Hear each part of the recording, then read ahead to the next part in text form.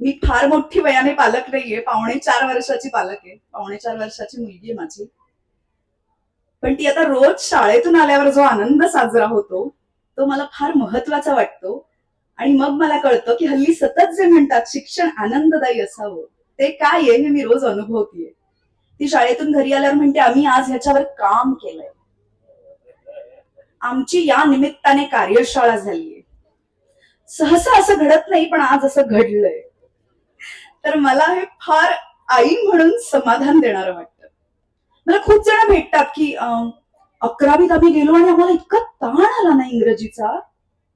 आणि मग माझ्या मनात आलं जर 11वीला ह्यांना ताण येत असेल तर 3-4 वर्षाच्या लेकराला ताण येत नसेल वेगळ्या भाषेचा, वेगळ्या संस्कृतीचा.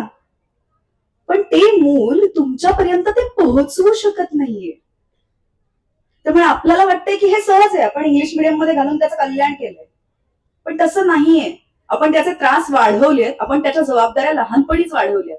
खरं तर मी आता आजूबाजूला बघते तेव्हा मला मुलं नाही बाळ शाळेत जाताना दिसतात.